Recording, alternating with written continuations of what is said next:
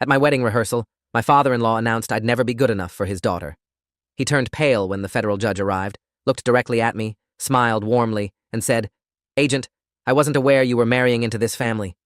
The silence in St. Augustine's chapel was absolute. 34 people holding programs printed on cream-colored cardstock, frozen mid-gesture, every eye shifting between me, my soon-to-be father-in-law Gregory Turnbull, and the woman who'd just walked through the heavy oak doors at the back of the church. Honorable Judge Elizabeth Keene, United States District Court for the Eastern District of Virginia, 26 years on the federal bench. She was wearing a charcoal suit instead of her robes, but her presence commanded the room just as effectively. Gregory stood 3 feet from me near the altar, his face cycling through confusion to recognition, to something that looked like dawning horror. 30 seconds earlier, he'd been in the middle of what I can only describe as a public performance of disapproval, his voice echoing off the vaulted ceiling as he informed everyone present that while he'd reluctantly agreed to this wedding, he wanted it known that I would never be good enough for his daughter, that he had serious doubts about my ability to provide for her, and that he expected this marriage to fail within 2 years. I'd been dating Alexandra Turnbull for 3 years, engaged for 8 months, and navigating her father's hostility for approximately 2 years and 11 months of that time. Gregory was a commercial real estate developer, someone who'd built a portfolio of shopping centers and office buildings across Northern Virginia, accumulated significant wealth, and developed an equally significant sense of his own importance. He measured worth in dollars and property holdings, in country club memberships and luxury vehicles, invisible markers of success that fit his narrow definition of achievement. I didn't fit that definition. I drove a 6-year-old Subaru, lived in a modest apartment in Alexandria, wore suits from department stores rather than custom tailors. On paper, to someone like Gregory, I looked ordinary at best, inadequate at worst. What he didn't know, what almost no one in that chapel knew except Judge Keene and a handful of federal officials, was that I was Special Agent Michael Brennan, FBI, assigned to the Organized Crime and Racketeering Section, with 7 years of service and a record of successful investigations that had put multiple criminal organizations out of business. The job required discretion. Deep discretion. I worked undercover frequently, testified in sensitive cases, handled informants whose lives depended on operational security. My real work, my actual career, existed in classified reports and sealed court proceedings, not in conversations at dinner parties or family gatherings. When Alexandra and I had started dating, I'd told her I worked for the Justice Department in a research capacity, which was technically true, but deliberately vague. It had taken me 6 months to tell her the full truth, and even then, I'd kept details minimal for her own protection. She'd understood, respected the boundaries, never pushed for information I couldn't share. Her father had no idea. To Gregory, I was just some low-level government bureaucrat, making maybe $60,000 a year, driving an old car, completely unworthy of his daughter who'd been raised in a mansion and educated at private schools. The rehearsal had been going normally until about 20 minutes ago. We'd walked through the ceremony sequence, practiced the processional, coordinated with Father Michaels who'd be officiating the actual wedding tomorrow. Alexandra looked radiant in casual clothes, her dark hair pulled back, her smile bright with anticipation. My best man, Derek, a fellow agent I'd worked with for 5 years, stood beside me making quiet jokes to ease the tension. The wedding party consisted of Alexandra's sister Caroline as maid of honor, 2 of her college friends as bridesmaids, Derek, and 2 of my brothers as groomsmen. Family filled the pews, my parents, my siblings, various aunts and uncles on both sides. Gregory and his wife Veronica sat in the front row, looking like they were attending a funeral rather than their daughter's wedding rehearsal. Then Gregory had stood up abruptly and announced he needed to say something before we went any further. Father Michaels had looked uncomfortable but stepped back to give him space. Gregory had walked to the center of the chapel and launched into what could only be described as a manifesto of disappointment. He'd started by acknowledging that Alexandra was a grown woman who made her own choices, even if he disagreed with them. Then he'd pivoted to talking about me, about his concerns regarding my ability to provide the kind of life his daughter deserved, about his observation that I seemed to lack ambition and drive. He'd mentioned my modest car, my apartment, my apparent contentment with a government job that would never make me wealthy. He'd said he'd tried to talk Alexandra out of this marriage, tried to help her see that she was settling for less than she could have, but she'd refused to listen. I'd stood there listening to this public humiliation, feeling my face flush hot, watching Alexandra's expression shift from shock to fury. She'd started to interrupt, to defend me, but Gregory had raised a hand and said no, he needed to finish. He'd concluded by saying that while he'd be at the wedding tomorrow because he loved his daughter, he wanted everyone to understand his position clearly. I would never be good enough for her, and he gave this marriage 2 years at most before I proved him right. The chapel had gone completely silent. My mother looked horrified. Alexandra's mother, Veronica, was staring at her lap. Father Michaels had cleared his throat awkwardly, and I'd been trying to decide how to respond, whether to defend myself or let it go, when the doors at the back had opened and Judge Keene had walked in. She'd been invited to the wedding as a courtesy. I'd worked on several cases that had come through her court, testified before her, earned her professional respect over multiple trials. When Alexandra and I had gotten engaged, I'd sent her an invitation not really expecting her to attend, but she'd RSVP'd yes, with a note saying she wouldn't miss it. I hadn't known she was coming to the rehearsal. She must have arrived early, maybe wanting to introduce herself to the family before the ceremony tomorrow. Her timing couldn't have been more perfect or more catastrophic, depending on your perspective. She'd walked down the aisle with the confident stride of someone used to being the most important person in any room, spotted me immediately, and smiled warmly before her eyes had registered the tension in the chapel and Gregory, standing in an aggressive posture near the altar. If you are enjoying this story already, please subscribe to see more stories like this. Agent, she'd said, her voice carrying clearly in the silent space. I wasn't aware you were marrying into this family. The emphasis on this had been subtle but unmistakable, a verbal raised eyebrow that conveyed volumes. Gregory had turned to look at her, his expression shifting rapidly as he tried to place her face, figure out who she was and why she was calling me agent. Judge Keene had continued walking forward, her heels clicking on the stone floor. Congratulations on your wedding, Agent Brennan. The Bureau is lucky to have you, and your bride is getting quite a catch. She'd extended her hand, and I'd shaken it, professional and familiar, the greeting of two people who'd worked together in high-stakes situations. Your testimony in the Volkov case was instrumental to securing those convictions. 15 years, wasn't it, that we put them away for? The words had hung in the air like smoke. Agent Brennan, the Bureau, testimony, convictions, 15 years. Gregory's face had gone from red to pale in the span of 3 seconds. Alexandra was staring at me with wide eyes, not because she didn't know I was FBI, but because she'd never seen my professional identity acknowledged so publicly. My parents were exchanging confused glances.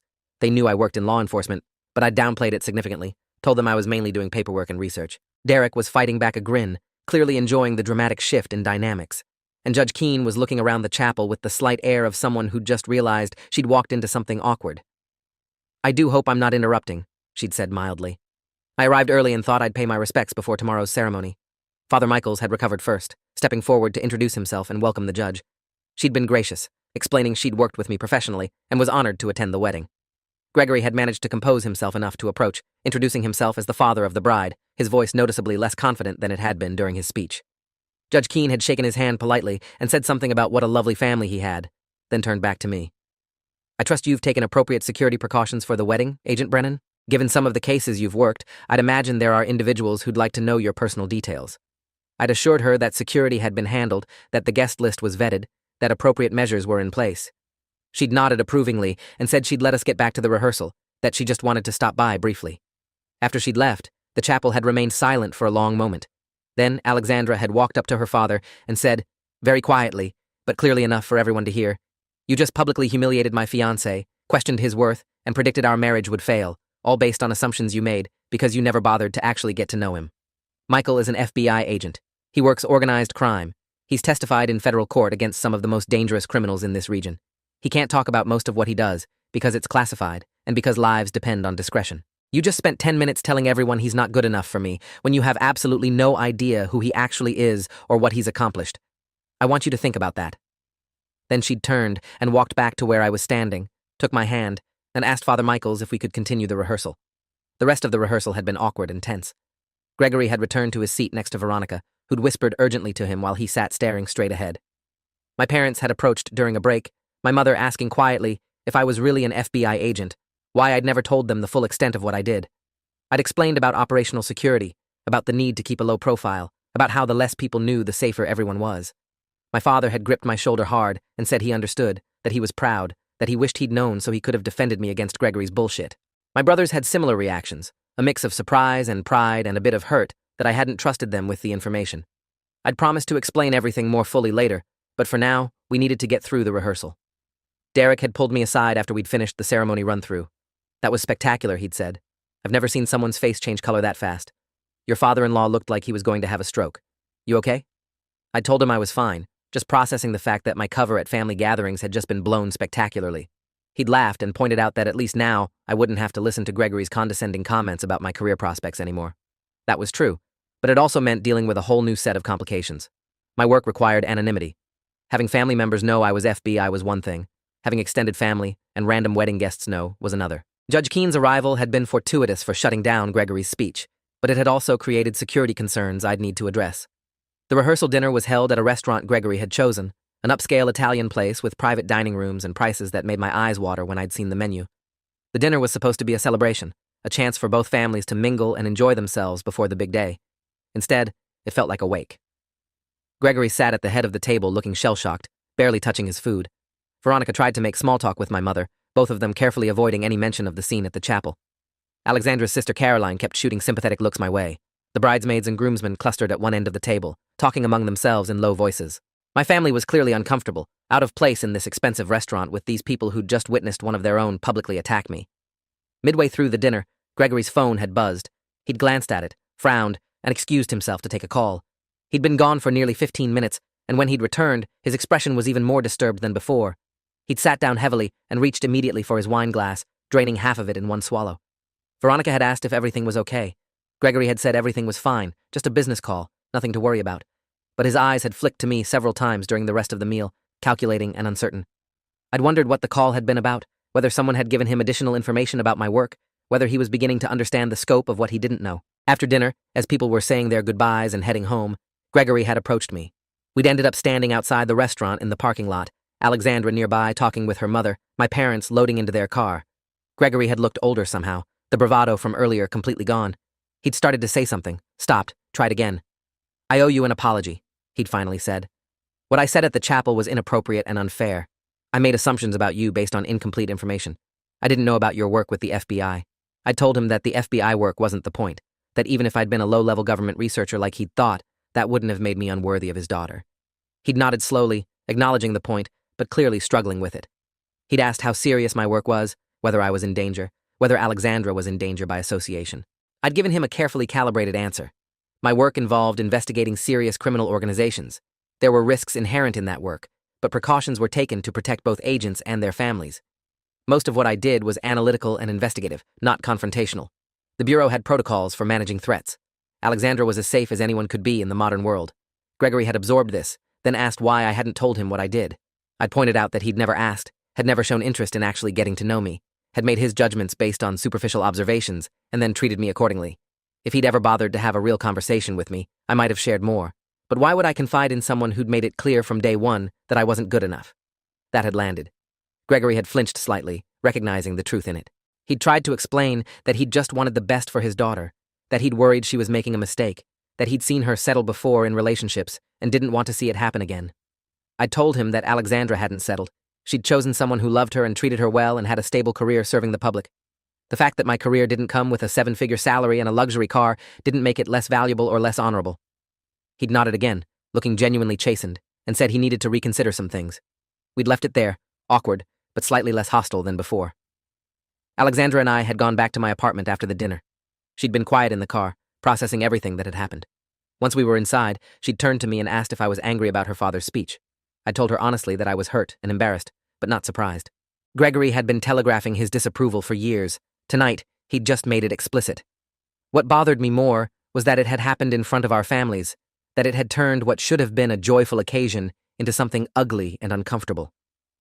Alexandra had started crying then, apologizing for her father, saying she'd tried to manage him, tried to get him to be civil, but he'd insisted on making his feelings known.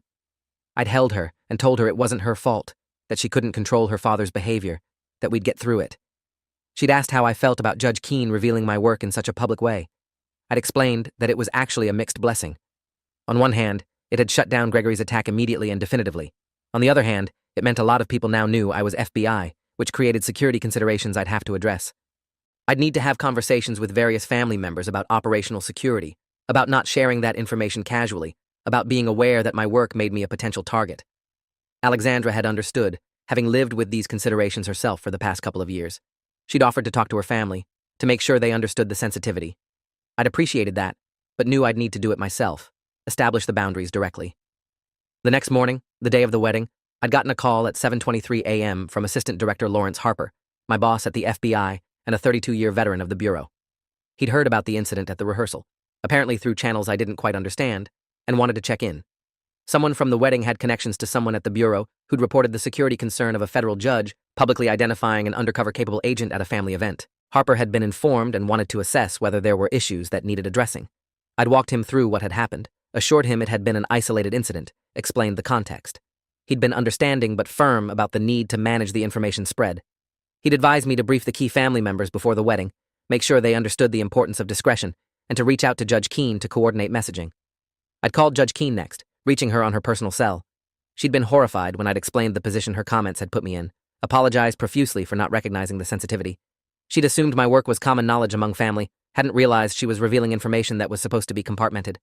I'd assured her that no permanent damage had been done, but that I'd appreciate if she could be vaguer about my specific role when talking to people at the wedding. She'd agreed immediately and offered to help however she could. We'd talked for a few minutes about the Volkov case she'd mentioned, catching up on the sentencing and appeals process. Then she'd congratulated me again on the wedding and promised to be more discreet going forward. The wedding ceremony itself was beautiful, despite the underlying tensions. St. Augustine's chapel looked stunning with white flowers and candles, sunlight streaming through the stained glass windows creating patterns of colored light on the stone floor. Alexandra was breathtaking in her wedding dress, her smile radiant as her father walked her down the aisle. Gregory had been subdued but appropriate, performing his role with dignity. Father Michaels had conducted the ceremony with warmth and grace, speaking about marriage as a partnership built on love, respect, and trust. When we'd exchanged vows, I'd looked into Alexandra's eyes and meant every word, promising to love and cherish her, to stand beside her through whatever challenges came. She'd made the same promises to me, her voice clear and strong.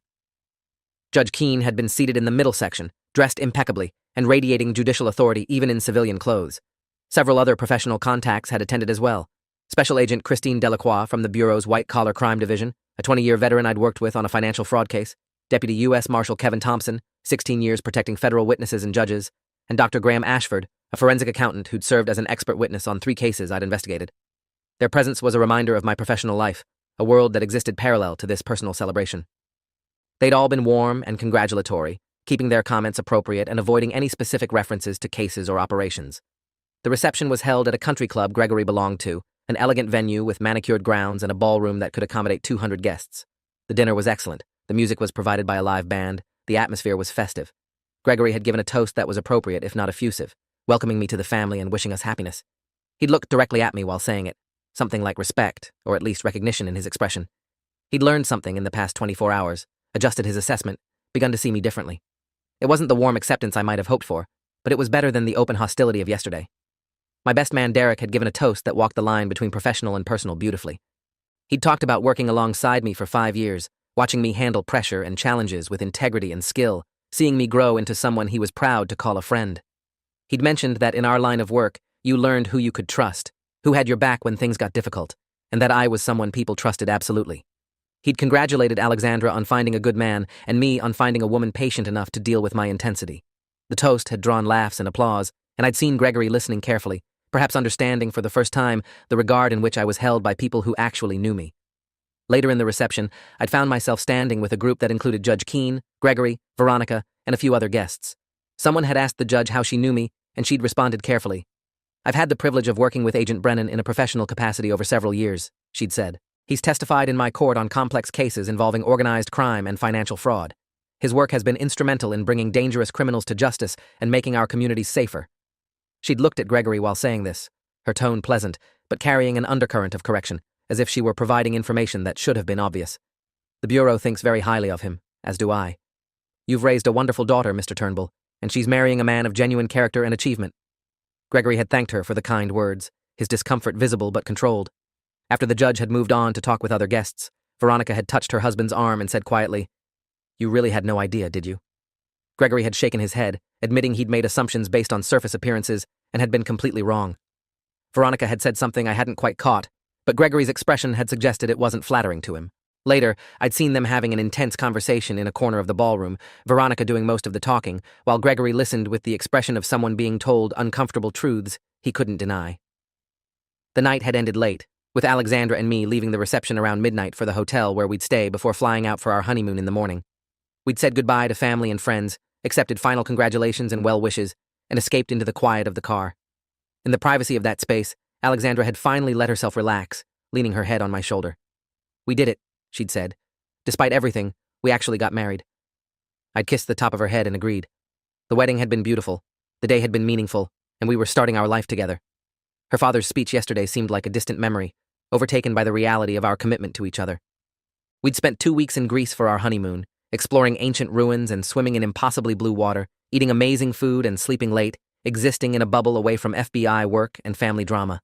It had been exactly what we'd needed, time to focus on each other without outside pressures or distractions.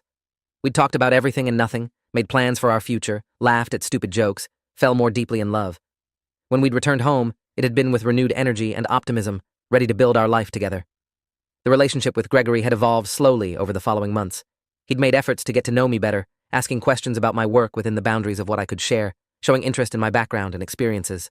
I'd learned more about his business, understood the pressures he'd faced building his company, recognized that some of his intensity came from genuine protectiveness toward his daughter rather than pure snobbery. We'd found common ground in unexpected places. Both of us valued integrity and hard work. Both of us believed in building something meaningful rather than coasting on inherited advantages. Both of us loved Alexandra and wanted her happiness. About 6 months after the wedding, I'd been working a case involving a real estate fraud scheme that had defrauded investors out of nearly $20 million. The investigation was complex, involving shell companies and offshore accounts and layers of deliberate obfuscation.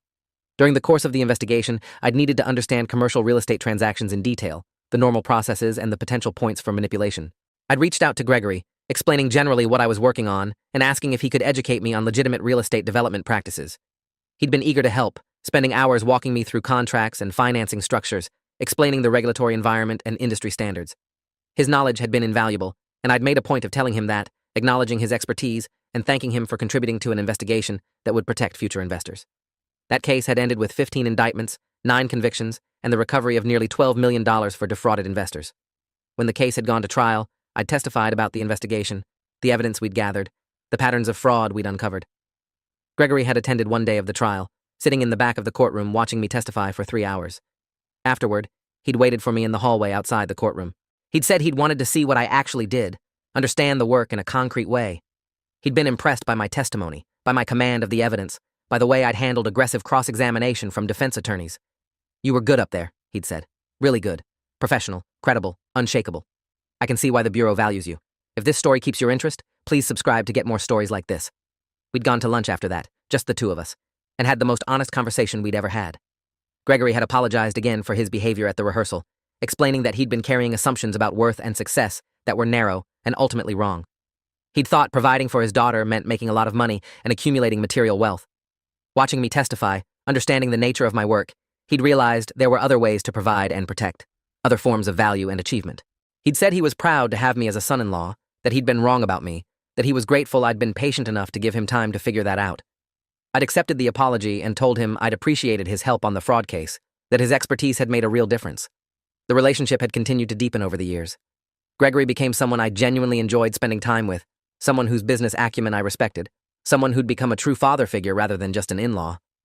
When Alexandra and I had bought our first house 3 years after the wedding, Gregory had helped us navigate the process, reviewing contracts and negotiating terms, using his connections to get us a better deal. When his business had faced a crisis involving a contract dispute, I'd helped him find a good attorney and provided advice on managing the legal process. We'd built something real, based on mutual respect and genuine affection. 5 years after the wedding, Alexandra and I had hosted Thanksgiving at our house. Both families had attended, along with some close friends. During dinner, someone had asked Gregory to tell the story of how Alexandra and I had met. He'd smiled and launched into the story, which he told well and with humor. Then someone else had asked about the wedding, whether it had been as perfect as it looked in the photos. There'd been a moment of silence, people glancing at each other uncertainly. Gregory had cleared his throat and said, "The wedding was beautiful. The rehearsal before it, however, was memorable for different reasons." He'd looked at me, something like sheepishness in his expression. I made a complete ass of myself, gave a speech about how Michael here wasn't good enough for my daughter, wasn't ambitious enough, would never amount to anything significant. Then a federal judge walked in and called him agent. The table had erupted in laughter. Several people had heard versions of the story, but never from Gregory's perspective. He'd continued, describing his shock at realizing I was FBI, his embarrassment at having his assumptions demolished so publicly, his recognition that he'd judged me unfairly based on superficial criteria. He'd raised his wine glass toward me. "Michael, you had every right to hold that against me, to write me off as a judgmental fool. Instead, you gave me the chance to know you, to understand what you actually do, to recognize the value of service and dedication to something larger than profit. I was wrong about you, and I'm grateful you were generous enough to let me be wrong and still welcomed me into your life. Thank you for that, and for making my daughter happier than I've ever seen her." I'd raised my glass in return, acknowledging the toast, feeling genuine warmth toward this man who'd once been my harshest critic and had become one of my strongest supporters. The journey from that rehearsal disaster to this Thanksgiving dinner had been unlikely, requiring growth and humility from both of us. But it had resulted in something valuable, a real relationship, built on understanding rather than assumptions, respect rather than judgment. Alexandra had reached for my hand under the table, squeezing it gently, her eyes bright with happiness at seeing her father and her husband genuinely connected. The work at the FBI continued to evolve as well. I'd been promoted to supervisory special agent after 8 years, taking on management responsibilities and overseeing a team of investigators. The cases became more complex, the stakes higher, the pressure more intense. But the fundamental mission remained the same: investigating serious crimes, building cases that would stand up in court, protecting the public from criminals who exploited systems and harmed communities. I'd worked cases involving corruption, organized crime, terrorism, financial fraud, human trafficking. Each one was different. Each one mattered. Each one required dedication and integrity, and the willingness to see difficult things through to conclusion. Judge Keene had remained a professional contact and someone I genuinely respected. She'd presided over several more cases I'd worked, always fair and incisive, demanding excellence from everyone in her courtroom. She'd sent a note when I'd been promoted, congratulating me and saying she'd expected nothing less. We'd occasionally see each other at professional events or conferences, always warm and professional, both of us carrying the slightly awkward knowledge that her well-intentioned comment at my wedding rehearsal had caused temporary chaos. But that chaos had forced necessary truths into the open, accelerated conversations that needed to happen, and ultimately contributed to building stronger relationships. Sometimes disruption was exactly what a situation needed. 10 years after the wedding, Alexandra and I had hosted a small dinner party for close friends and family. Judge Keene had been invited, as had Special Agent Delacroix and Deputy Marshal Thompson, along with Gregory and Veronica, and several other people who'd been important in our lives. During dinner, the conversation had turned to unexpected moments that had changed trajectories, times when a single incident had altered the course of relationships or careers. Judge Keene had shared a story about a case early in her judicial career that had shaped her approach to the bench. Deputy Marshal Thompson had talked about a witness protection assignment that had given him new perspective on courage and sacrifice. Then she'd turned to Gregory and me with a mischievous smile. "I think we all know the story that needs to be told at this table," she'd said. "The wedding rehearsal incident. Gregory, have you forgiven me yet for so thoroughly undermining your speech?" The table had laughed, everyone familiar with the story in various versions. Gregory had grinned and said that actually, he owed her a debt of gratitude. Her arrival and comments had stopped him from continuing to make an even bigger fool of himself, and the shock had forced him to reevaluate assumptions he'd been carrying for too long. If she hadn't walked in when she did, he might have damaged his relationship with his daughter irreparably and missed out on knowing a son-in-law he'd come to genuinely love and respect. He'd raised his glass toward the judge. "So thank you, Your Honor, for your impeccable timing and for being blunt enough to force me to see what I'd been missing." Judge Keene had accepted the toast graciously, saying that sometimes truth needed to arrive dramatically to be heard.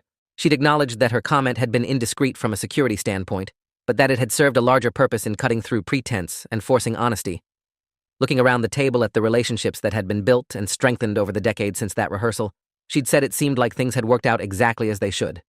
I'd agreed, recognizing that the path from Gregory's hostile speech to this dinner party full of genuine affection and respect had been unlikely, but ultimately rewarding. The man who'd once told everyone I'd never be good enough for his daughter now told people his son-in-law was one of the finest men he knew. That transformation had required humility and growth from both of us, but mostly from him. The story of the rehearsal became something of a legend in both families, told and retold at gatherings, embellished slightly with each version, but maintaining its essential truth. A father had publicly declared his son-in-law unworthy, and a federal judge had arrived moments later to reveal exactly how wrong those assumptions were. It was a story about the danger of judging people by superficial criteria, about the value of service work that didn't come with obvious status symbols, about the importance of actually knowing someone before deciding their worth. It was also a story about redemption and second chances, about people capable of recognizing their mistakes and changing. Gregory had been wrong, dramatically and publicly wrong, but he'd been willing to admit it and work to build something better. That willingness made all the difference. Years later, when I'd been promoted to assistant special agent in charge, overseeing multiple investigative units and managing significant operations, Gregory had attended the ceremony. He'd sat in the audience watching as senior FBI officials praised my leadership and dedication, as colleagues spoke about my integrity and skill, as I took the oath for my new position. Afterward, he'd approached with tears in his eyes. He'd said he kept thinking back to that rehearsal, to his speech about how I'd never amount to anything, how I lacked ambition and drive. The man being promoted today, leading critical investigations and managing teams, was exactly the man I'd been then. He just hadn't been able to see it because he'd been looking at the wrong things.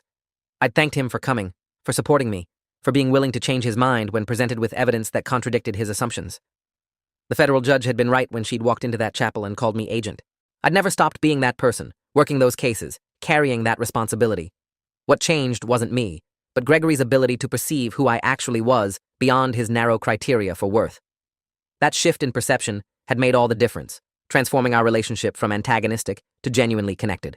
And it had started with a moment of public humiliation that could have destroyed everything, but instead became the catalyst for truth and ultimately understanding. The man who'd once said I'd never be good enough had learned that good enough was never the right metric. that value came in forms he hadn't been trained to recognize, and that his daughter had chosen far more wisely than he'd given her credit for. Thanks for watching till the end. Make sure to subscribe and like to not miss the next story.